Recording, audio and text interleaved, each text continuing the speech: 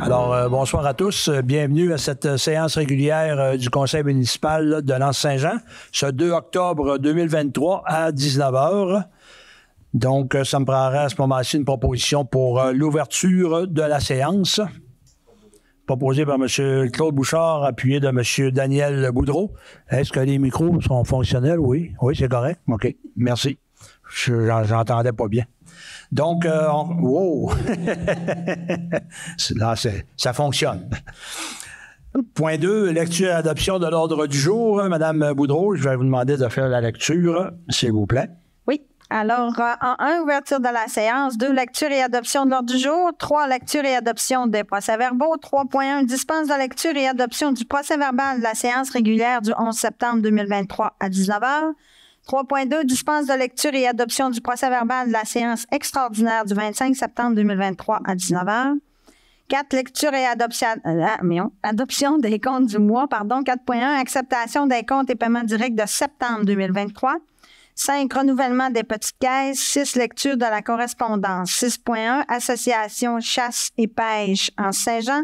6.2, affiche à l'intersection de la rue des Coteaux et du Portage. 7, administration.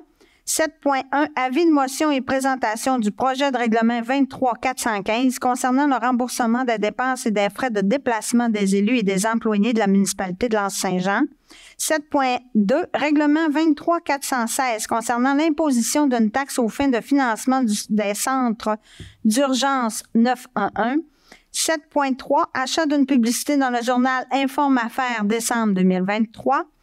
8, travaux publics. 8.1, avis de motion et présentation du projet de règlement 23-414, règlement relatif au stationnement, à la circulation et à la sécurité publique.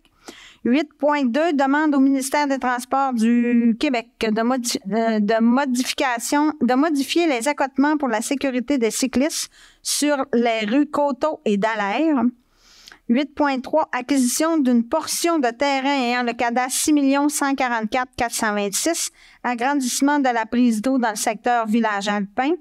8.4, demande de subvention au programme d'aide à la voirie locale, volet rétablissement, travaux de réfection sur le chemin du Portage. 8.5, demande de subvention au programme d'aide à la voirie locale, volet rétablissement, travaux de réfection sur le chemin Pérénie. 8.6, demande de subvention au programme d'aide à la voirie locale, volet rétablissement, travaux de réfection sur le chemin Saint-Thomas-Sud. 8.7, attribution d'un contrat d'études préparatoires des ponceaux sur le chemin Pérénie, les premiers 4,25 km. 9, urbanisme, on n'en a pas. 10, sécurité publique, 10.1, approbation du règlement d'emprunt numéro 01-2023 de la Régie intermunicipale de la sécurité incendie du fjord, intitulé règlement numéro 01-2023, décrétant un emprunt de 100 000 $ pour la création d'un fonds de roulement afin de subvenir essentiellement à des petites immobilisations liées aux petits équipements d'opération. 11, loisirs, culture, tourisme et vie communautaire. 11.1, création d'un poste, statut régulier, temps partiel, agent culture et de loisirs. Agent culturel et de loisirs, pardon. 11.2, programme de dons et commandises de la MRC du Fjord, Maison des jeunes du Bas-Saguenay. 11.3, soutien financier aux organismes à but non lucratif, les piochons de L'Anse-Saint-Jean. 12 variants, 13 rapports des comités et informations, 14 périodes de questions, 15 fermeture de la séance. Merci, Mme Boudreau. Donc, un proposeur, proposition et secondeur pour accepter l'ordre du jour tel que présenté, proposé par M. Yvan Côté, appuyé de M. Carl Brassard. Merci. 3.1, dispense de lecture et adoption du procès-verbal de la séance régulière du 11 septembre 2023 à 19h.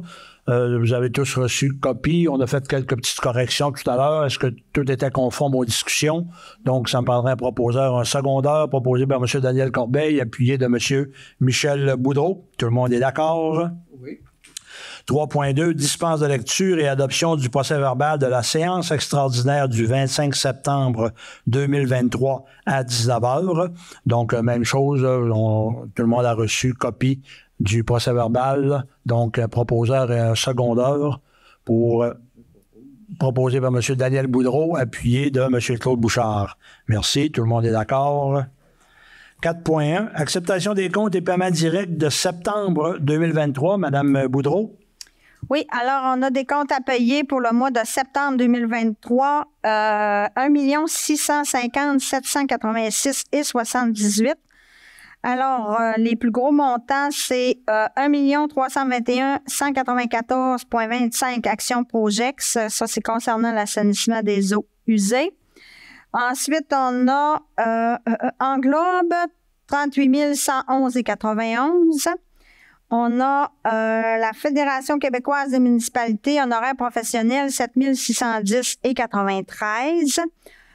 On a Jacqueline Lavoie, entrepreneur général, travaux divers, 9 388,87. Ensuite, on a Lauria Gagné, travaux divers, 4 006,31. On a la MRC du Fjord du Saguenay, les codes-parts, 101 825,38. Ensuite, on a Atlantis Pompe Sainte-Foy, 4 478,33. Ensuite, produits BCM, 3 631,91. Mot de roi, 2 000 Robinson, Sherpa, Shapiro, ça c'est les avocats, 2 503,11. SNC Lavalin pour la surveillance des travaux d'assainissement des eaux, 128 160,46. Sinis, incorporé signalisation, 4 777,21. Stellem, ça c'est pour du matériel pour les bonnes fontaines, 3 253,56. Ensuite, on a le symposium provincial des villages en couleur. Ça, c'est pour l'extension du four à pain, 2 500 $. Tout pour un total de 1 650, non, 1 650 786,78. Pardon. Pour les comptes, les paiements directs, on a un montant de 33 960,68. C'est pétrole RL, là, c'est pour du diesel et de l'essence. C'est tout. Merci, Mme Boudreau. Donc, proposeur secondaire pour accepter les comptes et paiements directs de septembre 2023, proposé par M. Michel Boudreau, appuyé de M. Daniel Yvan Côté. Excusez. Renouvellement des petites caisses, Mme Boudreau. Oui, alors on a des pièces justificatives pour 225,20. Merci. Donc, un proposeur et un secondeur. Proposé par M. Daniel Boudreau, appuyé de M. Daniel Corbeil. Merci. Lecture de la correspondance 6.1, Association Chasse et Pêche de l'Anse-Saint-Jean. Donc, nous avons reçu une correspondance là, de l'Association Chasse et Pêche nous indiquant là, qu'ils ne reconduiraient pas leur responsabilité pour l'activité de pêche blanche sur le fjord pour cette année. Donc, on reçoit la correspondance, on en prend acte et de l'autre côté, on va regarder s'il y a moyen de faire avec d'autres personnes qui seraient intéressées à gérer la pêche blanche pour cet hiver. On a des plans là, dans nos cartons, donc on espère pouvoir annoncer quelque chose là, prochainement. 6.2, affiche à l'intersection de la rue des Coteaux et du Portage. Madame Boudreau? Oui, alors on sait que ça arrive souvent que des visiteurs se ramassent dans le chemin de la ZEC l'hiver. Alors, on avait en 2019 ou 2020, la municipalité avait un projet d'affichage qu'on a commencé. Alors, il va une affiche là, rue Coteaux et Portage. Alors, c'est pour faire la fabrication là, de l'enseigne directionnelle pour un montant à concurrence de 13 000 et que ce montant soit pris là, dans le règlement parapluie 19 351. Merci, Mme Boudreau. Effectivement, à cette intersection-là, les gens nous disaient, à partir de leur GPS ou de leur téléphone, quand ils sollicitaient pour aller au Mont-Édouard, les GPS les dirigeaient vers le chemin du portage. Donc, en ajoutant cette affiche-là, ça va aider sûrement aux gens à mieux se diriger là, envers la station et envers la ZEC aussi. Donc, proposeur secondaire, et comme l'a mentionné Mme Boudreau, c'est un maximum de 13 000. Là. On a fait des petits changements au niveau de la fiche qu'on était supposé de mettre à cet endroit-là. Il faut vérifier aussi avec le MTQ à ce niveau-là. Donc, proposé par M. Carl Brassard, appuyé de M. Michel Boudreau. Merci. Tout le monde est d'accord? Oui. Oui. Administration 7.1, avis de motion et présentation du projet de règlement 23-415 concernant le remboursement des dépenses et des frais de déplacement des élus et des employés de la municipalité de L'Anse-Saint-Jean. Mme Boudreau.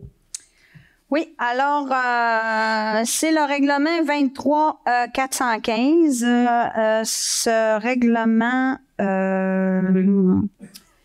parle des dépenses que les employés et les élus pourraient faire, comme les frais de transport, les frais de repas, les frais d'hébergement. Alors, les conseillers ont reçu ce règlement, ils ont pris connaissance. Et là, c'est pour déposer l'avis de motion et le dépôt du projet de règlement. Effectivement, c'est une mise à jour, là, ne serait-ce que le kilométrage là, quand les gens utilisent leur voiture. Donc, il faut s'adapter là, à la réalité d'aujourd'hui et au prix de l'essence. Donc, parmi ce règlement-là, c'est un des points aussi qui est ajusté. Donc, ça me prendrait à ce moment-ci pas une proposition, mais c'est juste un avis de motion. Oui, ça me prend juste une personne. Juste une personne pour présenter l'avis de motion. Proposé par M. Daniel Corbeil. Je voudrais rajouter aussi que le dernier règlement qui a été mis à jour, ça date de 2015. 2015, OK. 7.2, règlement 23-416 concernant l'imposition d'une taxe aux fins du financement des centres d'urgence 911. Mme Boudreau. Oui.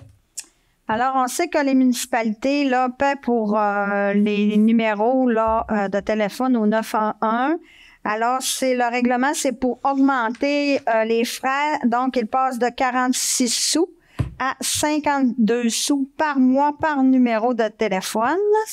Et il ajoute également là, une indexation là, à toutes les années là, de 0,005 sous. OK. Ouais. Donc, en grosso modo, je pense qu'il passe de 46 cents à 52 cents, plus une indexation à chaque année là, de ces frais-là. Puis lui, on n'a pas besoin d'avis de motion et de présentation de règlement. De règlement. Fait qu'on adopte. On adopte le règlement, effectivement, immédiatement. Donc, ça me prendra à ce moment-ci un proposeur, un secondaire pour adopter ce règlement-là, proposé par M. Yvan Côté, appuyé de M. Daniel Boudreau. Merci, tout le monde est d'accord. 7.3, achat d'une publicité dans le journal Informe Affaires de décembre 2023. Donc, le journal Informe Affaires est un journal qui est quand même distribué un peu partout dans la région. Et en décembre 2023, le journal Informe Affaires fait un spécial MRC, donc nos MRC au cœur de la vitalité de nos communautés. Et les 13 municipalités de la MRC vont avoir une possibilité de prendre un quart de page pour publiciser nos municipalités. Donc, on trouvait ça intéressant. C'est un tarif quand même intéressant qu'on nous offre pour cette parution-là. Et au montant de 450 $. Habituellement, ça tourne autour de 600 $. Donc, ça va nous permettre là, de parler un petit peu de nous autres, puis d'inviter les gens à venir nous visiter en période hivernale. On nous a proposé une photo qu'on va changer. On va mettre une photo d'hiver parce qu'on nous avait proposé une photo d'été. Donc, on va adapter ça avec le texte et avec la photo. Donc, ça me prendrait un proposeur, un secondaire pour accepter la dépense de 450 $ pour l'achat d'une publicité dans le journal. Proposé par M. Michel Boudreau, appuyé de M. Daniel Corbeil. Tout le monde est d'accord? Oui. 8.1, avis de motion et présentation du projet de règlement 23-414, règlement relatif au stationnement, à la circulation et à la sécurité publique. Mme Boudreau. Oui, alors on a modifié le règlement, comme vous dites, à la circulation, au stationnement et la sécurité publique. Il y a des petites modifications qui ont été faites. Le règlement va être sur le site là, Internet là, pour consultation. Et on a ajouté aussi des lieux de circulation pour les véhicules hors route. Donc, il y aura aussi une consultation publique le 30 octobre à 19h là, ici à la municipalité pour le règlement 23-414. Donc, ça me prend une personne pour donner l'avis de motion et la présentation du projet. Donc, un proposeur d'avis de motion, M. Carl Brassard. Merci. 8.2. Demande au ministère des Transports du Québec de modifier les accotements pour la sécurité des cyclistes sur la rue des Coteaux et d'Alaire. Madame Boudreau? Oui, alors c'est, vous l'aviez bien dit, c'est de demander au ministère, là, de demander au ministère des Transports, de faire la modification pour les accotements, pour la sécurité des cyclistes et des piétons.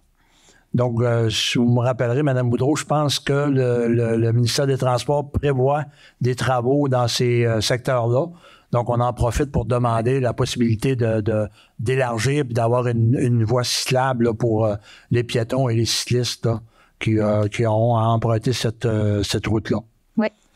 Donc, ça me prendrait à ce moment-ci une proposeur secondaire proposée par M. Daniel Boudreau, appuyé de M. Claude Bouchard. Tout le monde est d'accord? Oui. 8.3. Acquisition d'une portion de terrain ayant le cadastre 6 144 426. Agrandissement de la prise d'eau dans le secteur alpin. Madame Boudreau? Oui, alors au dernier conseil du mois de septembre, nous avions pris une résolution pour l'acquisition justement d'une portion pour notre prise d'eau.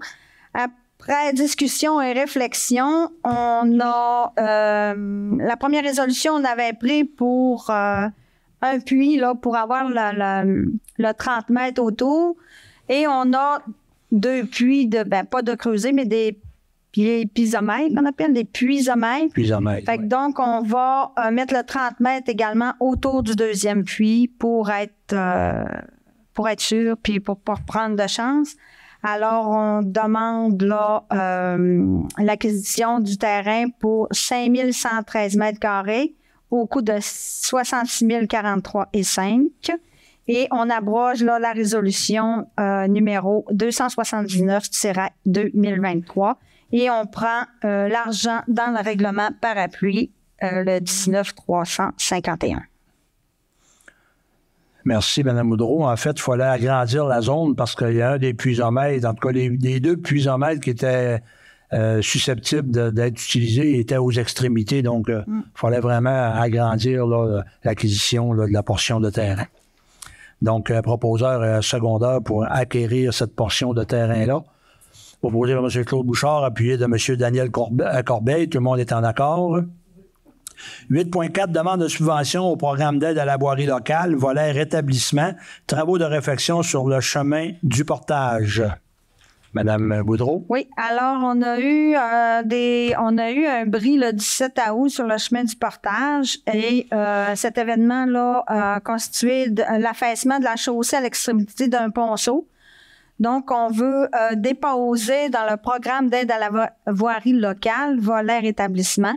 Et c'est de mandater Mme Sandra, directrice des travaux publics, à déposer là, dans ce volet-là. Parfait. Donc, un proposeur secondaire pour déposer dans le PAVL pour la réfection, proposé par M. Yvan Côté, appuyé de M. Michel Boudreau. Tout le monde est en accord? Oui. 8.5, dans le même ordre d'idée, demande de subvention au programme d'aide à la voirie locale, volet rétablissement, travaux de réfection sur le chemin Périgny, cette fois-ci. Oui, alors c'est un événement qui est survenu le 13 juillet 2023. C'est également l'affaissement de la chaussée à l'extrémité d'un ponceau sur le chemin Périgny. Donc, c'est une demande pour autoriser Mme Sandra là, Pagé à déposer dans le programme d'aide là, de PAVL. De PAVL. Ouais. Merci. Un proposeur secondaire proposé par M. Carl Brassard, appuyé de M. Daniel Boudreau. Tout le monde est en accord. 8.6, demande de subvention au programme d'aide à la voirie locale, le volet rétablissement des travaux de réfection sur le chemin Saint-Thomas-Sud. Oui, alors c'est dans le même ordre d'idée. L'événement est survenu le 21 juillet à ce moment-là et la chaussée là, il s'est créé un trou là, sur le chemin Saint-Thomas. Donc, c'est pour autoriser Mme Sandra Pagé à déposer une demande dans le PAVL. Merci. Proposeur secondaire pour le même projet, proposé par M. Claude Bouchard, appuyé de M. Yvan Côté. Tout le monde est en accord. 8.7, attribution d'un contrat d'études préparatoires des ponceaux sur le chemin Périgny, les premiers 4,25 km. Mme Boudreau. Oui, alors j'espère que je vais l'expliquer comme il faut. Il faut faire l'étude de... on a fait l'étude de 45 ponceaux sur le chemin Périgny. Donc, les 22 premiers n'ont pas été faits et ne nous demandez pas pourquoi, on ne le sait pas. Donc, il faut faire cette étude-là pour pouvoir déposer là, dans un programme. Alors, l'étude se fera par Nordastello. C'est la compagnie qui a réalisé l'étude des 45 ponceaux au coût de 30 621,5 et le montant sera pris dans le règlement d'emprunt parapluie 19 351. Est-ce que j'ai bien expliqué là? Très bien. Projet. Merci, Mme Boudreau. Donc, proposeur secondaire proposé par M. Daniel Corbeil, appuyé de M. Daniel Boudreau. Tout le monde est d'accord? 9, urbanisme, 9.1, on n'a aucun point. Au point 10, sécurité publique, 10.1. Approbation du règlement d'emprunt numéro 01-2023 de la Régie intermunicipale de sécurité incendie du Fjord, intitulé règlement numéro 01-2023, décrétant un emprunt de 100 000 pour la création d'un fonds de roulement afin de subvenir essentiellement à de petites immobilisations liées aux petits équipements d'opération. Madame Boudreau. Oui. Alors, la Régie intermunicipale de sécurité incendie du Fjord fait un règlement décrétant un emprunt de 100 000 $.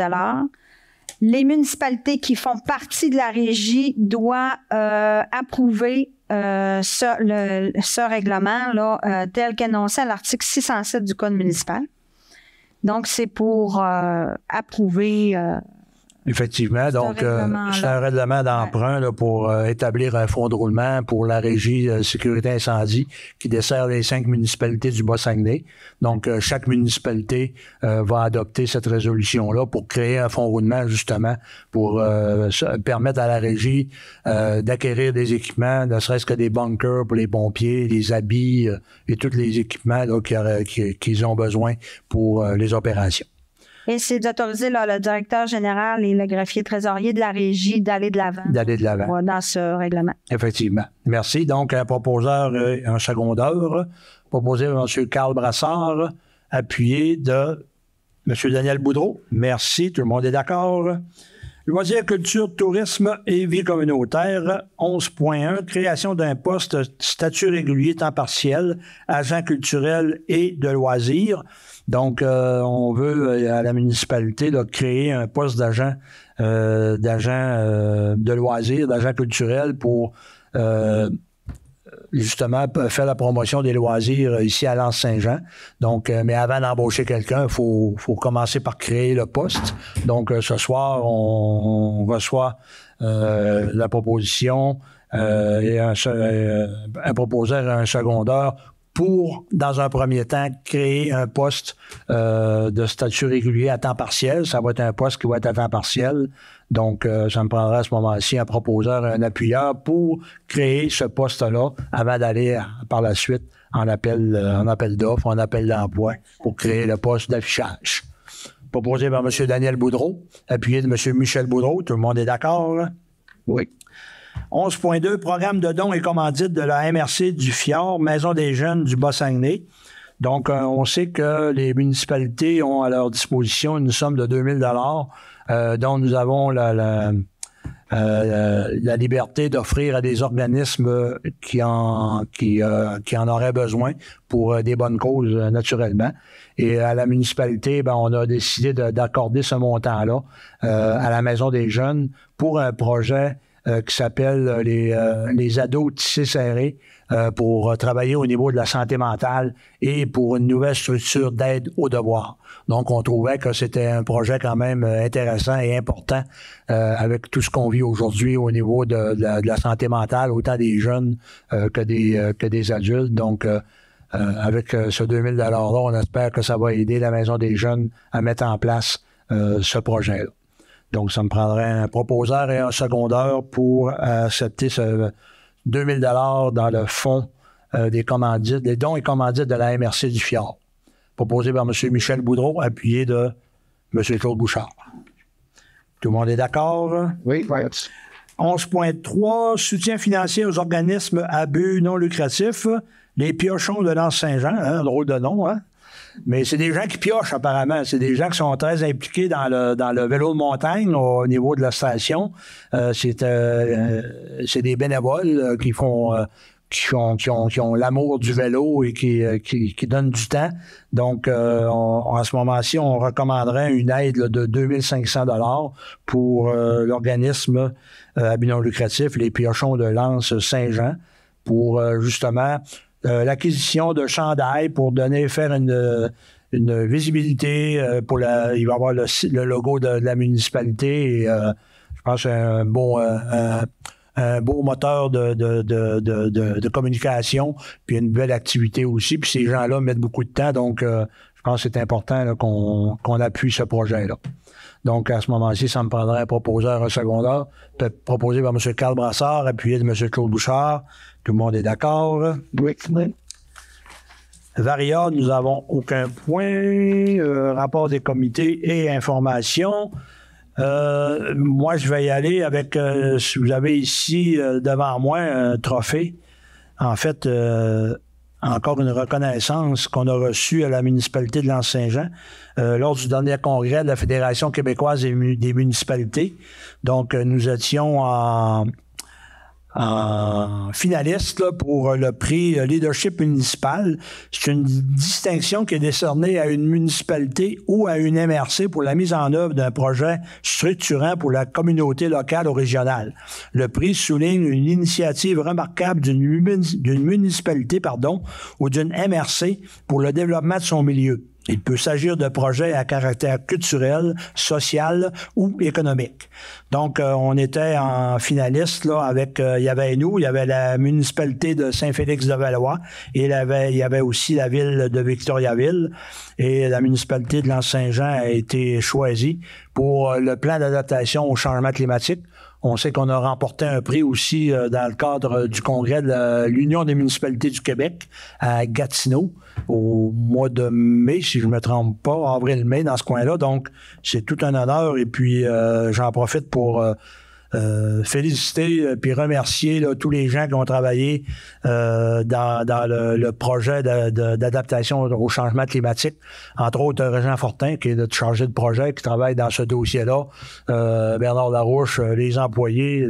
En fait, c'était un projet d'équipe. Même la population a participé à ce plan d'adaptation-là au changement climatique. Il y a beaucoup d'organismes qui ont participé aussi. Donc, je pense que ce prix-là fait rayonner Lens-Saint-Jean et on le partage avec l'administration et toute la population. Je pense que c'est quelque chose qui est important de souligner.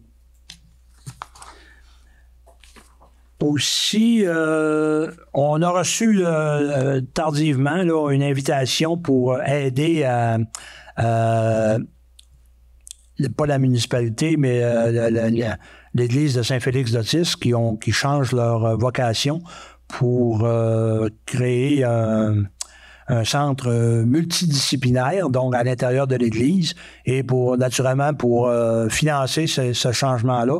Il y a 2 spectacles qui sont organisés là, le 27 octobre 2023 avec Guylaine Tanguay et le 2 décembre 2023 avec Jérémy Demé.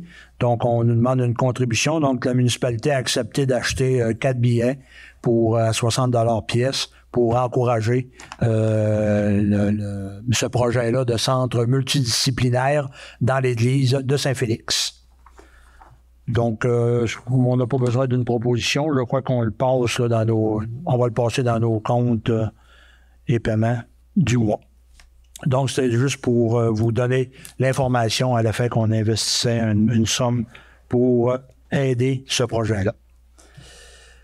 On serait rendu à la période de questions. Nous avons des questions du public ou sur Facebook. Oui, voilà. C'était pas pour être. Parce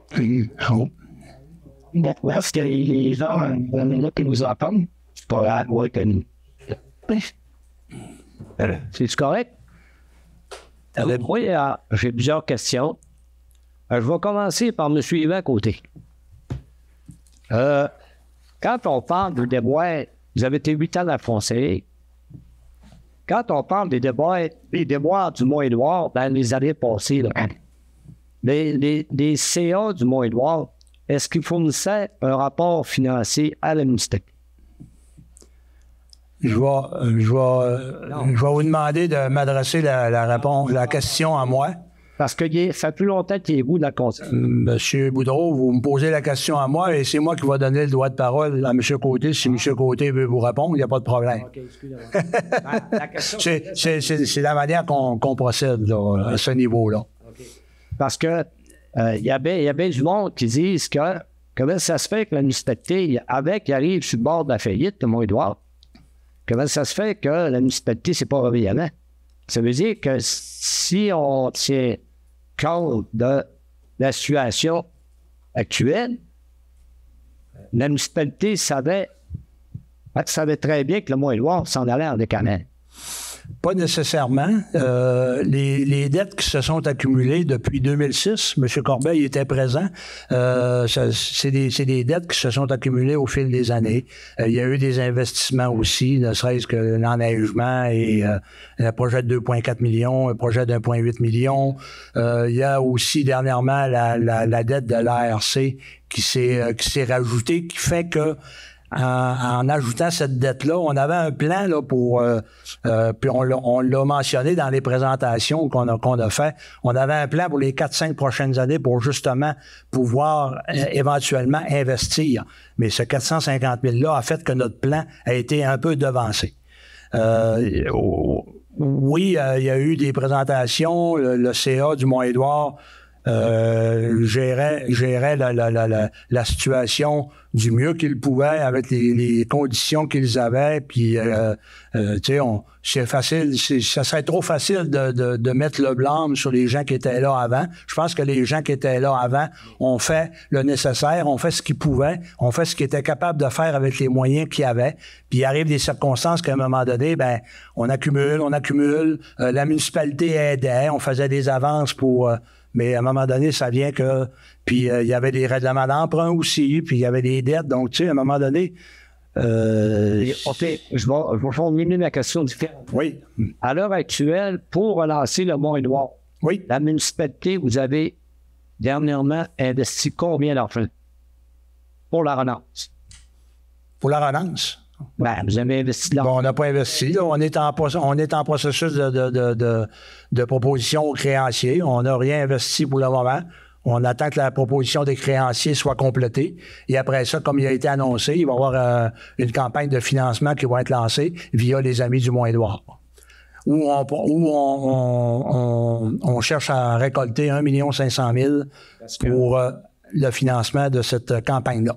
Parce que moi, puis bien des citoyens, on se demande comment ça se fait que la municipalité se réveille en 2023, quand le Mont-Édouard est sur le bord de faillite. Je sens que la municipalité n'aurait pas pu intervenir avant. Dire, lui mettre un brique parce qu'on lui donne 150 000 $ par année, c'est quelque part...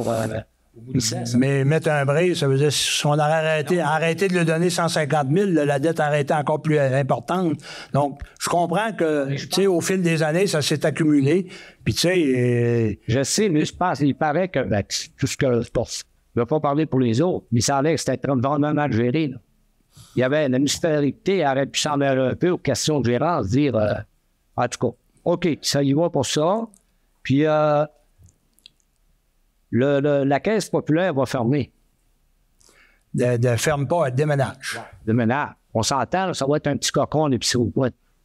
Mais est-ce que la municipalité, est-ce que vous avez fait des pressions au niveau de la caisse pour garder notre service-là ici? On a eu des rencontres. Moi, j'ai eu des rencontres avec les dirigeants de la Caisse 2 fois.